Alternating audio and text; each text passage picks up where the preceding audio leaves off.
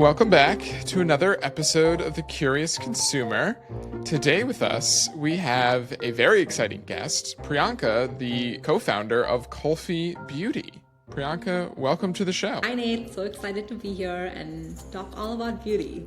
I'm excited. I love getting into the beauty space. We cover a lot of food and beverage on this podcast, in our newsletter, in all of our content. But a space that has been very interesting to me has been the beauty world. I would love to hear a little bit about your background briefly and about Kulfi Beauty. Yeah, so I launched Kulfi in 2021 after having worked in the beauty industry for about 6 years. What I experienced in my time working at Estee Lauder and on the strategy side, and then at Ipsy, which is a beauty subscription service on the merchandising side, was that even though I had access to all of these products, I still really struggled to find products that complemented my skin tone and my undertone. And we had a lot of, indie niche brands that were coming up in that 2016 to 2019 era.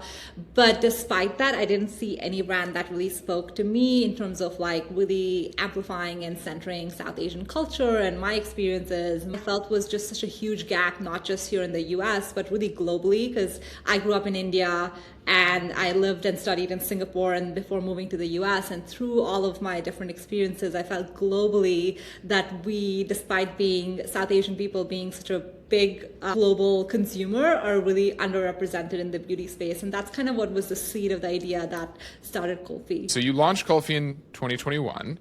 And I feel like around that time, there was also just this sort of wave of inclusive beauty brands launching, from hair care to skin care to actual makeup. Sitting here in 2026, how do you feel about the way that conversation has progressed? What has gotten better?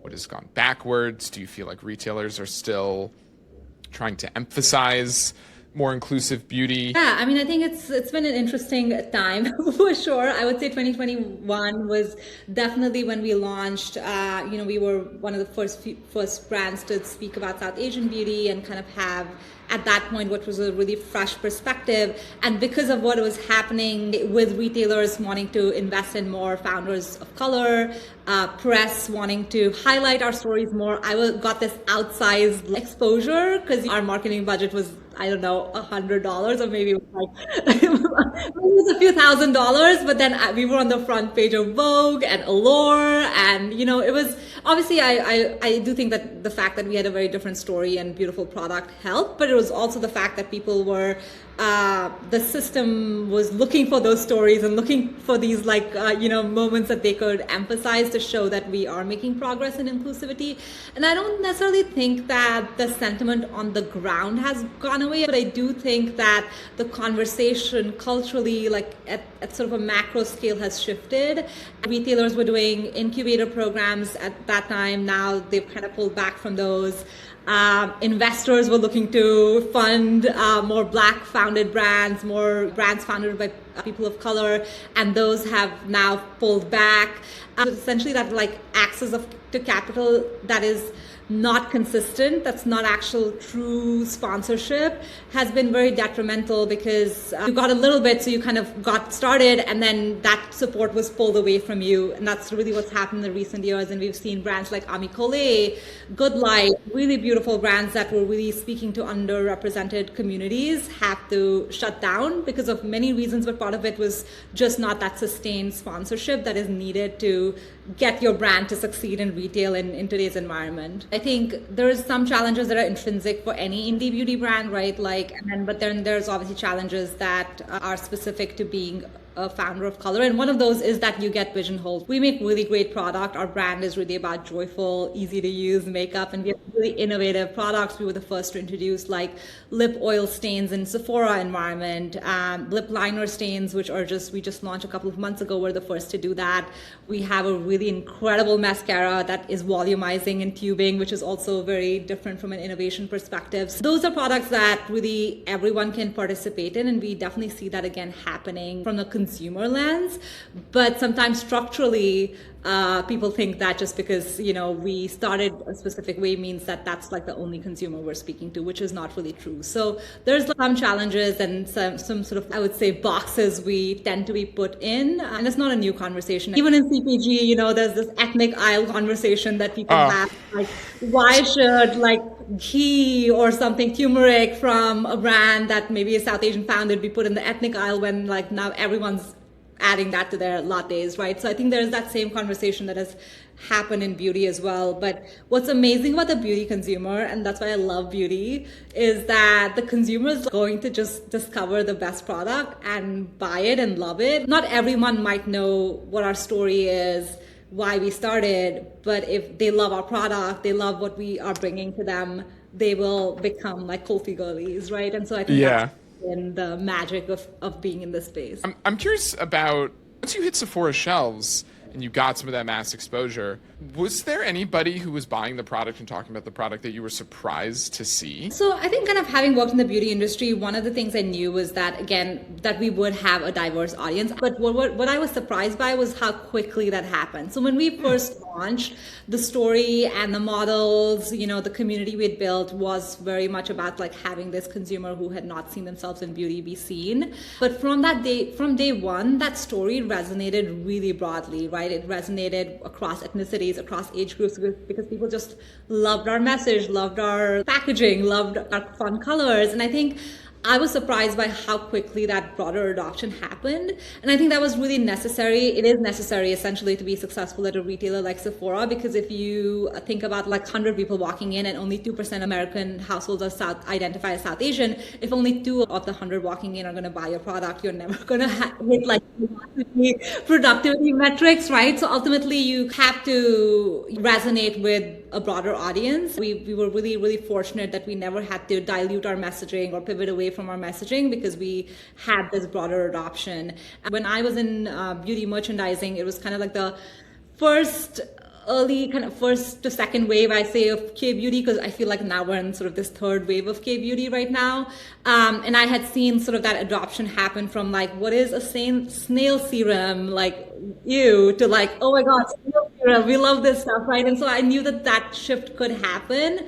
It's really just about kind of discovering the product, discovering the efficacy and loving it. And I knew that shift would happen. I'm curious to actually go back a little bit more of this like K-beauty stuff. So you grew up in Delhi, you spent time in Singapore, you now live in the US. You've been through a lot of different beauty cultures. And like you're saying, we're seeing, I guess we're on the third wave of K-beauty in the US, but there's now dedicated retailers coming over and whole sections at like Target that have K-beauty. Are there any ingredients, formats, or even specific products popular across South Asia or where you grew up that haven't made it over yet? And is there anything you would like to see be brought over to the US or build yourself? I think that's a really good question. I think when I think of Kulfi specifically, I think of how in the Maslow's hierarchy, we're not really in that functional space, right? I think of ingredients and rituals sort of achieving a functional aspect, and we're really about the emotional connection. So a lot of my our connection to South Asian culture is about storytelling. Like Kulfi is a South Asian dessert. It's very similar to ice cream, and the reason I named the brand Kulfi was because I was thinking about when I was happiest growing up and I was eating kulfi on a hot summer day. A lot of nods to the culture. One of our eyeshadows is called Zari Eyes, and it's a sparkly eyeshadow, and it's a nod to Zari, which are like threads of silver and gold in South Asian clothing. So for me, like, how I'm thinking about Kulfi is really that nostalgia, that storytelling and the aesthetic, the lifestyle cues of lived experiences and translating that into the brand. And that's more of an emotional gap that I think we fill versus kind of bringing an ingredient or a ritual, which to me is sort of a functional gap. Having said that, I think there are brands that are doing that. Like one of the brands that I love from a friend is Fable and Mane. They have a hair oil.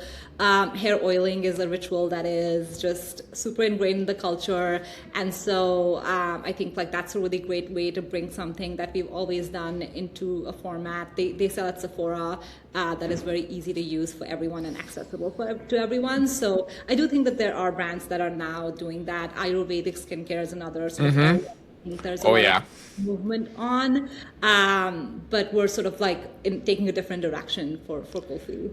Yeah, I guess I didn't even really think about the emotional side of this as well, but I would argue that's also like a function. Beauty in particular is so much about like how you feel when you put on a lipstick or you put on like a blush. Like it's really kind of giving you confidence or feeling like, it is my 2 minutes to myself and Yeah.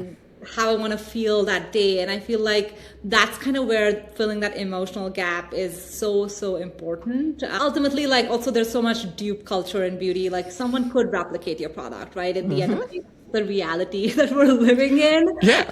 And, there's just so much like, that happens. Even in CPG, I'm sure that happens, right? And so, but Yeah. our moat is really how we make our consumers feel day to day, and that's really why Kofi exists. It's because Yeah. I want you to feel invited and be able to play with color and makeup.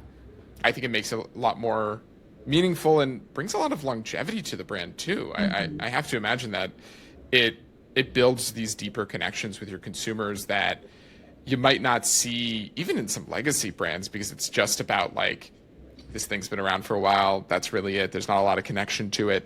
Is this something you saw when you were at Estee Lauder and even at Ipsy? Like, Yeah, I mean, I think what's fascinating about Estee Lauder is that it is a house of brands. And I think what was really interesting was seeing some of the brands that they had bought and cultivated, like Jo Malone was one of their brands, Bobbi Brown was one of their brands. And you kind of look at their journey, especially pre-acquisition when they were so founder-led. And obviously Estee Lauder tried to keep that sentiment, but the reality is that over time that's hard when the founder connection is no longer there. I do think that what I learned at my time at Estee Lauder was how important that brand and like emotional connection is, and how that can get lost if we're not kind of constantly keeping it front and center, which is hard to do in a corporate setting, and that's why indie brands exist, right? yeah, exactly.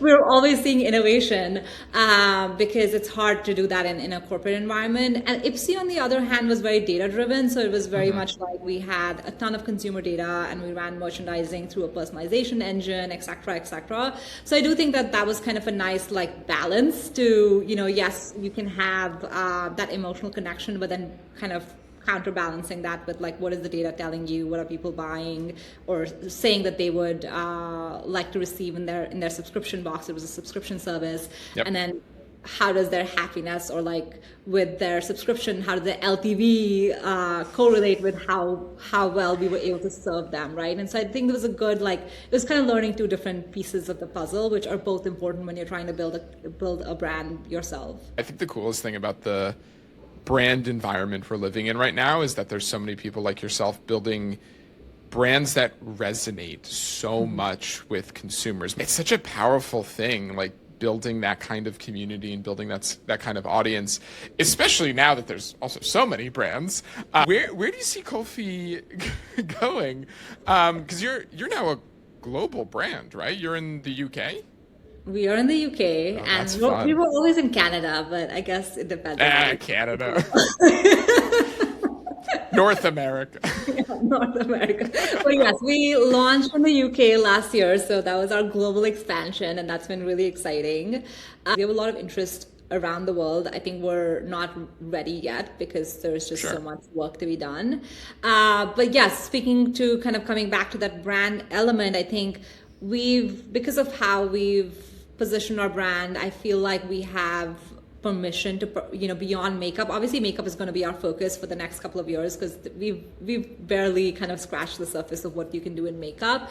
Yeah. But I do think the brand has legs to expand into fragrance or body or hair care. I think it's really about kind of that easy, approachable, fun, playful way of incorporating beauty into your life. That's what the brand is about. And so I think we have permission to have a broader impact than just in makeup. Well, Priyanka, thank you so much. This was so much fun. I feel like I learned a lot. Where can people find you? Where can people find Kulfi? Yeah, Kulfi, you can find us at kulfibeauty.com and at Sephora. We're in all Sephoras in the US and Canada, and at Space NK in the UK. So definitely, if you're in the UK, check us out. And we're also on Instagram and TikTok, of course, at kulfi.beauty. And personally, for me, if you can find me at Priyanka Ganju on Instagram. I have a nano creator profile. Amazing. Well, thank you so much. Thanks so much. Go check out her brand. It's sold in Sephora and online. And now Jenna and I are going to get into it. There's a lot of fun stories this week. Yes, there are. And we are going to start out with a little exploration on the new boutique grocery stores that we are seeing everywhere. So we had titled this newsletter, Everything is Erewhon Now. Mm-hmm. And that's because everything is Erewhon now. Literally everything. I mean, within a week of each other, two bougie grocery stores on opposite sides of the country opened up. One was Laurel Supply, which opened up in West Hollywood, literally across the street from an Erewhon in West Hollywood. And then within a week, Nude Miami opened up in Brickell, and they are confidently calling themselves the healthiest grocery store in America. They had a literal bouncer at the door. Alex Earl showed up. And it's just the latest, as you were saying, in this suite of bougie grocery stores that have been opening up thanks to Erewhon. There's Meadow Lane here in New York, which is blown up as a gourmet grocery store. There's Happier Grocery. There's even Butterfield Market. There's just a ton of these, and they're all really copy and paste. They all kind of look the same. The produce sections look the same. They got fancy smoothies. They got celebrity collabs. They have every kind of healthy snack you can imagine that you've either heard of or have not heard of yet. And that's the thing. These places are discovery destinations where people want to take everything they're hearing from these influencers about how to be healthy and how to optimize their wellness stack. These are the destinations for these people to find it. But that's starting to change.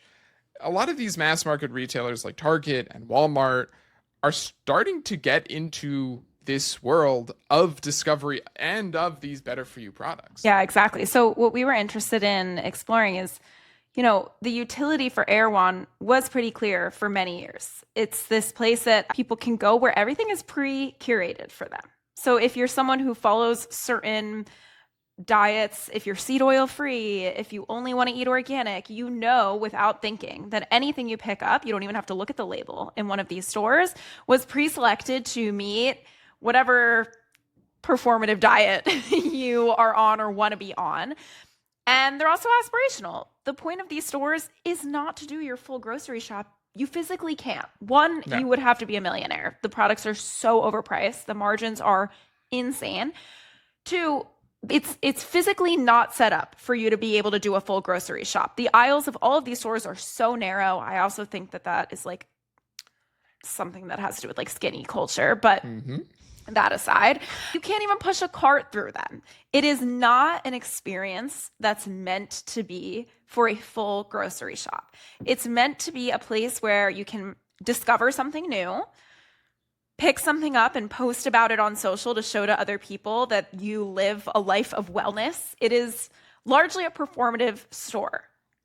There is some utility, as I said, which is in curation. So what's interesting, yes, some of these other mass market stores like Target, like Walmart, we've been talking about this for a while now, are starting to curate a little bit more. They are starting to get into this game of, we're going to ban synthetic dyes. We're going to create a modern soda set just like Erewhon does. So a lot of the trends, a lot of the categories, a lot of the restrictions that we've seen in these elite grocery stores are now also in mass market. So something that we were interested in is, if that's true, do these stores still have utility? And we're coming to the conclusion that, if anything, we actually need them more than ever. And the reason for that is because as mass market consumers are exposed to better for you emerging products sooner, the elite consumers, the Erewhon shoppers of the world, will still want to be first. They will still want to find the sea moss trend before anybody else does. And so they're going to have to go to places where they can find trends even sooner, which means that the way that these stores will last is if they can be even earlier in finding first to market products. They're going to need to discover the next health trend way before it happens. They're going to need to have products that Target and Walmart physically can't get their hands on for whatever reason. They'll have to launch more exclusive SKUs. So we're going to probably see more of these kinds of specialty retailers pop up as consumers get more and more eager to find the first to market products. But the people behind these retailers are going to have to be expert curators. And also just experts at positioning things as new and unique and as a necessity. I think something that these places do really well is provide you with newness that maybe you don't actually need, but they position it in a way that you definitely need it to be healthy and to be in the know and to be in the scene and part of the scene. And that's why like these stores can do so well and pique so many people's interest, because it seems like they know something that you don't. It makes you feel smarter shopping there. It makes you feel more educated shopping there because, oh, they say this has added X and doesn't have this and X, Y, and Z. And it makes you feel like, okay, so these are the things I should be having. They have them all here. Great. And and to your point, if they can maintain that level of authority and level of in the know before anybody else is, yes, it'll flow upstream to the Targets and the Walmarts of the world, but it'll allow them to stay and maintain their prevalence. Yeah. So this retailer category is only going to expand, I think, especially as consumers get more fixated on wellness. There will be more and more of a need of this. And the downstream effects will mean, maybe there are more emerging brands in the Targets and Walmarts of the world, but they're still not going to be, because the Targets and Walmarts of the world are associated with the mass market consumer, they will never be the C&E Erewhon. They can't. No, and even when these better for you brands make it to a Target or a Walmart, they start to lose a little bit of that nicheness and it's like, oh, everyone knows now. Yeah. Well, the next story is about a brand that will probably show up on these shelves, and that is the new brand Waterway, spelled water, Ouai. Way it's like yeah in French. So water, with an exclamation point, critically, because it was founded by the founder of Supergoop, exclamation point, which is a very trendy sunscreen brand. Might be actually going a little out of fashion by now, but Supergoop really, I was about to say, had its time in the sun. It did, and it SPF'd its way out of it. So Supergoop, Holly Thagard is the founder of Supergoop. She built this incredibly successful skincare brand called Supergoop, and now she's launching with her son Will, who is a freshman in college, just started in college. They're starting a canned water company. So Waterway sources artesian water and then packages it in, this is what's proprietary and exciting for them, which is Super Can, an aluminum can that specifically was designed to avoid BPA, PFAs, all of the icky microplastic stuff from transferring into your water. So what they're saying, which is true, is that a lot of cans, even though they're metal cans, are actually lined with plastic. And so when you're drinking water from a metal can, you're not avoiding microplastics. So they are very eager to tap into the very real microplastic fear that's going on right now with a new water brand. Obviously, water in a can has been a thing. Liquid Death is the prime example of that. But Liquid Death wasn't framing itself as we are trying to help you avoid microplastics. That wasn't the goal of launching in a can. It was more about that beer story of like, this is going to replace what looks like a beer at music festivals. That was the story of Liquid Death. It was about identity and cultural capital. It wasn't about we're putting this in a can so that you can avoid plastic. Now, that is the conversation. And it's at the right time. I mean, concern about PFAS in drinking water has grown 4 times since 2020. And states are also starting to specifically target microplastics in drinking water. So in just this year alone, so far, 5 states have introduced 7 bills targeting microplastics in drinking water. And all of this regulatory movement is just hyping up consumer fear. It's giving consumers like the data points to say, I have reason to be afraid. And that might be true. And so people are starting to look for ways that they can drink their water without fear of microplastics. Lunin has been a really interesting example. Lunin was launched late last year, December 2025, and it's already become like this it girl. It is water everywhere. So it's this fancy looking water in a glass bottle, and it's on shelves at Erewhon. It has made its way into a Michelin starred restaurant, and it has been seen being held by all of these cool influencers. So people are like, okay, I need to get my hands on this glass water bottle, whatever it might be. And it's spring sourced water filtered specifically to remove any contaminants and then remineralize, because a lot of people are worried about like not having enough minerals in their water as well. And then third party tested again for over 300 contaminants, including microplastics. And all of the results of those tests are accessible via a QR code on the bottle. So they really, really are tapping into that fear. They're like, okay, consumer, like you're worried about microplastics. All of the proof is on the bottle. You don't have to go anywhere else. And also the glass bottle is pretty. It has this nice pretty aesthetic. And so this is like Lunin has introduced this new era of water, and Waterway is coming in at the same time. From my understanding, it's going after a different target consumer. Waterway, if you look at the packaging, obviously it's a can. It's a little more like fun, I would say. It doesn't take itself as seriously. It has an exclamation point on the end of it. Where Lunin looks a little bit more luxe. And Waterway is also being launched through distribution at schools and offices and hotels. So not as much like the fitness girly. It's an institution-first strategy that Supergoop actually really used to scale. So the same way that Thagard was able to scale this sunscreen brand, she's now testing with her son with this water brand. So it'll be interesting to see this next era of waters. I think we might be in a place where like, is the plastic water bottle gonna die soon? It might.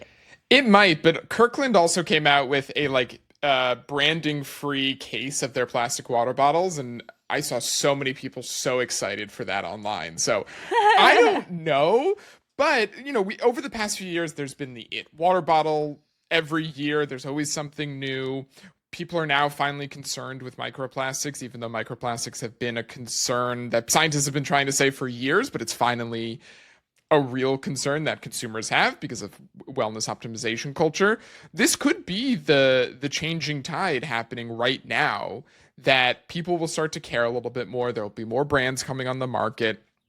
Maybe the Poland Springs and the brand, the Fijis of the world will start to change over, because I feel like there was like a stint where it was about sustainability, but now I think it's going to be winning on water quality and the microplastics. There was more than anything, like you're not going to win on the sustainability argument. That'll be secondary to all of this.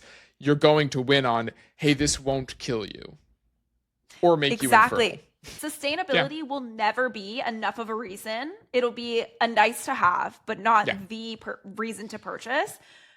If me, theoretical consumer, thinks that microplastics will imminently impact my health, I will convert much faster than I will if I think that this plastic water bottle is harming the environment. That's just how we act, that especially Americans. Right. And I think this is trickling across more categories than just drinks too. It's going to change, I think. Like, think of a brand like Biome, which is a wipe company, and they have refillable wipe tubes.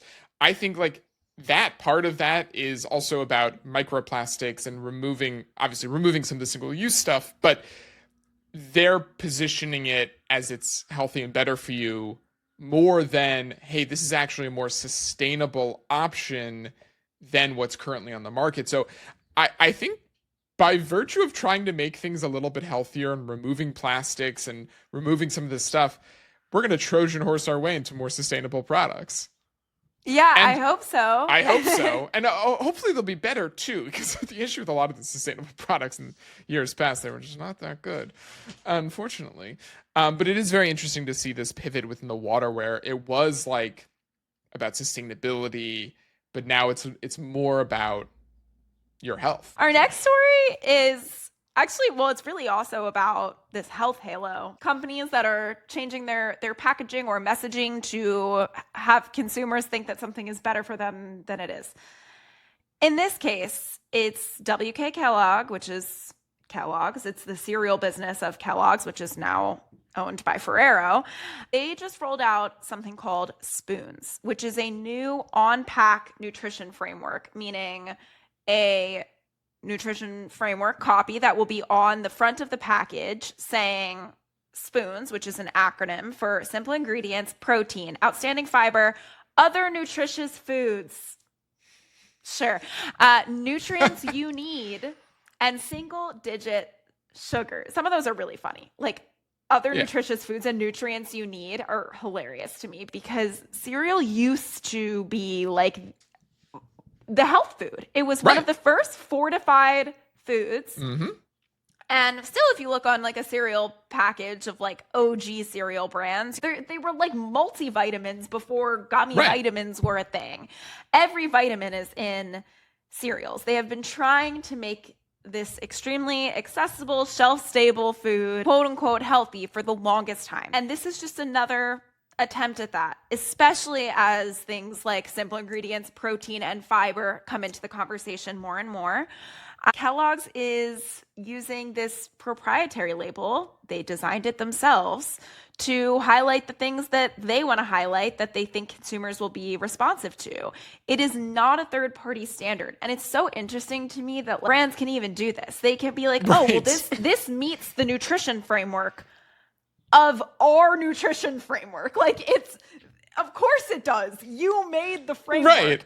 But cereal has not been doing well. I mean, one of the reasons WK Kellogg got sold to Ferrero is because the cereal business is not a great business to be in currently. A lot of people have been shying away from the product. And I think now with all of these healthier options out there, with granola on the rise, they're trying to keep some of that market share and trying to play in the healthy snack and food market that people want to be in.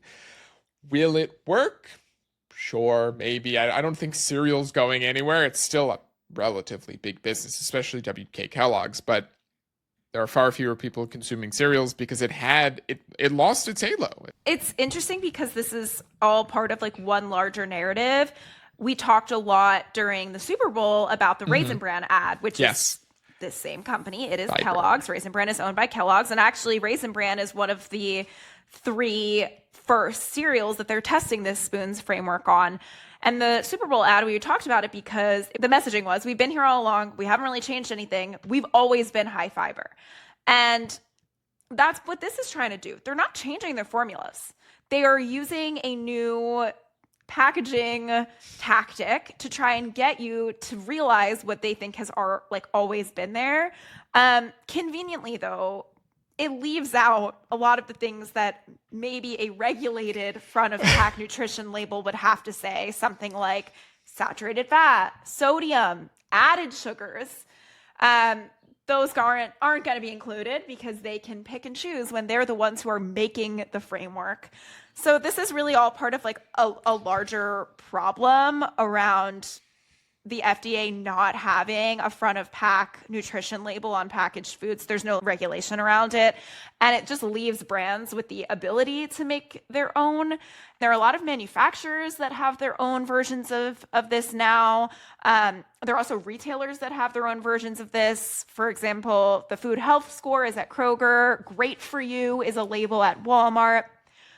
And they all rely on their own criteria, and they are going to want to highlight their private label products for being especially great. Yeah. And they're not benchmarked against any kind of government standards. Next time you are shopping, look out for some of these front of pack claims, because the nutrition label, like nutrition facts, are regulated. Yes. But some of these claims that you can make on the front, or these frameworks with silly acronyms like spoons, those are not federally regulated. They are created by the brands and used by the brands for marketing. It's all marketing at the end of the day. It's all it is. Indeed. They want you to buy more Indeed. cereal. Our next story is a fun one, also about food. So Target, their in-house brand Good and Gather, they launched another limited edition snack line with the James Beard award-winning chef Roy Choi. They're launching a new sweet and savory snack line. It's going to include spicy ramen yuca chips, pork umami fried pork rinds, wasabi ranch popcorn. They have a spicy chili mango candy, pineapple chili beef stick. And they're all going to be across their 1,800 stores, all under $6. But this isn't the first time that Target has actually worked with chefs on its in-house brands. They collaborated with Ann Kim, another James Beard award-winning chef, on frozen pizza and frozen appetizers. And they also worked with pitmaster Rodney Scott on barbecue seasoning as well. And now Roy Choi and snacks. And I think this is such a good move for Target. They've been doing a lot to increase the authority and the credibility of their in-house brands, make them basically brands in their own right. And this is a great way to borrow these chefs' credibility. Roy Choi is a very well-known chef, and him bringing his stamp of approval and his unique palate to these snacks make them a lot more of a viable product. And this is also Target doubling down on discovery and taste to differentiate their grocery arm. Food and beverage has become Target's #1 traffic driver. They're becoming a grocery first destination. Because of that, they need things that are unique items to discover that can only be found at Target. And that's why Target, more than pretty much any other retailer I've seen, is really leaning into exclusive SKUs from a lot of the emerging brands that they're working with. Yes. So they love to launch an exclusive SKU, meaning like a flavor of whatever product that can only be sold at Target. And this is another example of that. When you think of private label, I think you often don't think of innovation. You usually think of a copy paste of another product that already exists, but a little bit cheaper. The exception to that being Trader Joe's, which we do associate, it's private label, and we do associate it with innovation. This is Target taking a chance on having more innovative private label products that are there for discovery. And when they capture that consumer who's coming for cool food and beverage products, maybe they'll be interested in being like, well, I haven't seen this anywhere before, and these are really interesting flavors. Like, while I'm here, maybe I'll pick this up. And suddenly their private label starts doing really well when it's sitting next to other emerging brands and capturing a consumer within the discovery mindset. And you paired this with them reorganizing the store to be more of a grocery first destination. This is a powerful combination. I could see somebody saying in the near future, is Target becoming the next Trader Joe's? Because it might be with their private label, which is a real compliment. I mean, Walmart's trying to do it with Better Goods. Like, some of those private label products that I've seen have very Trader Joe's vibes to them in terms of flavor and the types of products that they're offering. They're not just generic, like, here's a pizza. It's like, no, here's a pizza with pickles on it and potato chips. That's not something you see at a lot of mass market stores. You see that at Trader Joe's. So for Target to be doing that is more than just novelty. It's a very deliberate strategy to bring in more of these people and control more of the basket beyond just skincare and apparel and houseware. They want to own your home, and food is a great way to get somebody into the door on a more consistent basis. And I saw a stat that their food forward strategy has grown its sales 50% over the prior assortment that they have. So they are really putting a lot of effort into making all of this differentiated and unique, and really trying to pull in that foot traffic and get people to come in frequently to do their grocery shopping. And I did grocery shopping at Target recently because I was curious.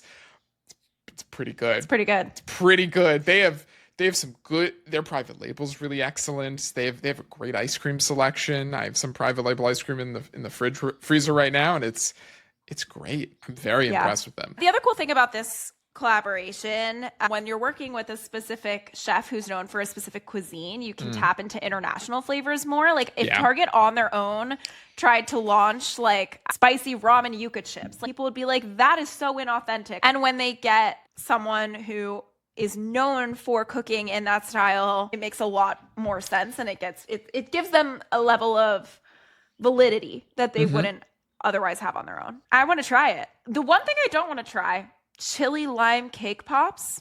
What's that? Why are we doing that? I want to try them. My one concern is they'd be very dry. I feel like every time I've had a cake pops, they've always been more dry. That's not my concern. That's not your concern. The taste, it sounds great. Like a margarita flavored cake pop just doesn't sit right with me. Sounds wonderful to me. All right. Well, they found their target audience. I am 100% their target audience. Our next story, I would say, is a spooky one. This is a scary one to me. Peptides are everywhere. And a brand called Feel Peptides, they closed a $3 million seed round led by Sugar Capital. And Sugar Capital's an investor in Caraway, Starface, Groons. And part of this raise, and even part of the press release, was about bringing trust and credibility to the peptide market, which I still don't even know if a cute branded peptide brand brings that much credibility either. Yeah. It's scary. So to back up a little bit, peptides are short chains of amino acids, which are the building blocks of proteins. They naturally occur in your body. They're all over. They are the messengers that regulate cell functions, inflammation, hormones, all of these things. They are naturally in your body. But synthetic versions are starting to be used more and more in the wellness community for very targeted treatments, I would say, and like wide lifestyle claims. Yes. And I think the reason this is, we're going to have to do an entire episode on this because I genuinely have too much to say. So I'll try to keep it short, but you might recognize the word peptides from two places. One being collagen peptides, which are now very widely available, or GLP-1s, which are glucagon-like peptide 1 agonists. So peptides also. So peptides have started to become popularized in a genuine medical, well-studied sense through these kinds of medications or supplements. But there are a lot of unapproved peptides by the FDA that are just sold online or in like sketchy wellness clinics that make all sorts of claims. And people have been buying them like on the black market, basically, internationally. And it's like people who are listening to Joe Rogan and are biohackers and also probably hate vaccines, which is really funny because I'm like, you don't trust an FDA approved vaccine, but you inject these into your body. Sure. Interesting. I know you also feel that way. Oh my God. The first time I saw this, as this is starting to bubble up, I'm like, yeah, these are mostly people who are probably anti-vaccine in some way, form or another. And you're just taking random shots of random liquids into your bloodstream. Sure, Jan. Okay. Let's do this. We don't need all of this optimization in our lives. Yeah. People are getting their hands on peptides in a variety of ways. And one of the largest criticisms, as we are doing right now, is that they are entirely unregulated and not like none of the sourcing is transparent. None of the research is transparent. And so Feel Peptides is like, well, we're actually the research-backed ones. And in theory, that sounds great. But then you go on their website, and I have spent a lot of time on their website now. First of all, their social presence is bizarre. They have like the weirdest copy, some of which is, youth is a feeling, not a filter. Passion is the language the body never forgets. I'm like, what are you selling? I don't know what you're selling. And that's because they're selling a vibe.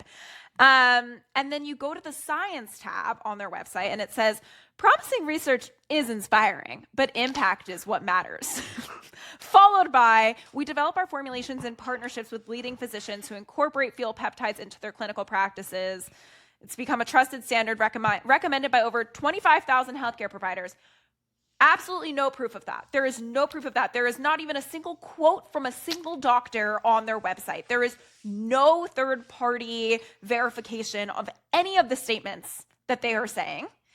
And then you actually start to go shopping for one of their products, such as their Feel Love line, which is supposed to help you feel love. And you're like, okay, Scandals. I'll check out. I'll get this $259 vial that I'm going to have to inject myself with.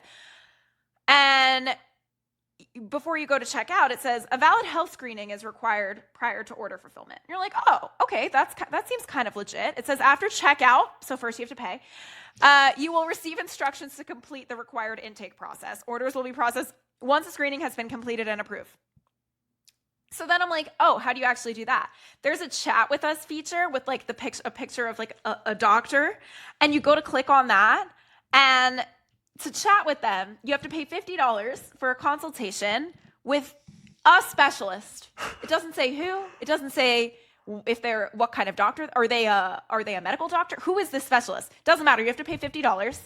Then you can check out. Then you can buy their Feel Love line. And if you start to use their Feel Love line, emotional shifts can be more gradual and individual than physical ones. Some users notice a softening of emotional guardedness and a warmer mood baseline within 1 to 2 weeks.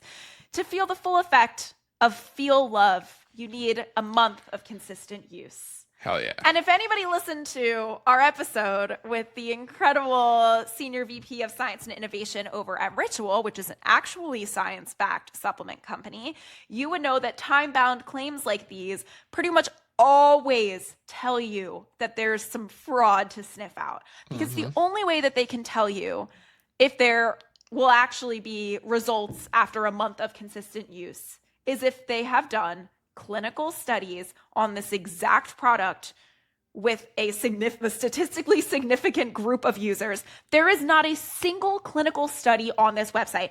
Any product you click into, it says this is still being researched for XYZ results. And you're saying you're a research-backed company and you just got $3 million from, like, who decided to invest in this company? If anything, actually, it might be smart because consumers will continue to be suckers and will probably buy these products because they give the impression of transparency, but are strategically not transparent. I just think it's crazy that we went from like, ooh, I'm taking my gummy to let me inject myself with an unknown serum.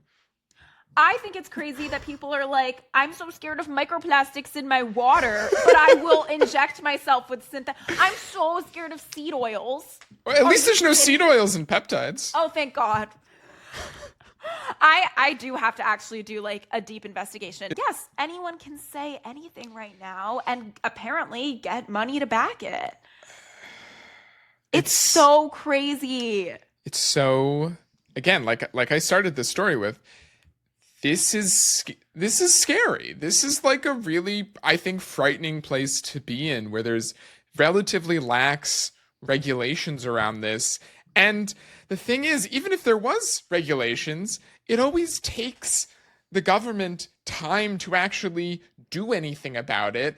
The amount of just illegal stuff that's being sold online that nobody is dealing with is crazy. Because it just hasn't reached that threshold yet to make it make sense for somebody to step in. It's truly frightening. It's frightening. Peptides are fine. On that, thank you for listening. My rant's over. Thank you, everybody, for listening. Make sure that you're subscribed. Make sure you're subscribed to our newsletter. You can go to expresscheckout.co. Follow us on Instagram at expresscheckout. We're also on TikTok, which is crazy. You can find us on LinkedIn, too, our favorite social media account. And you'll catch us next week. Have a good one. Bye.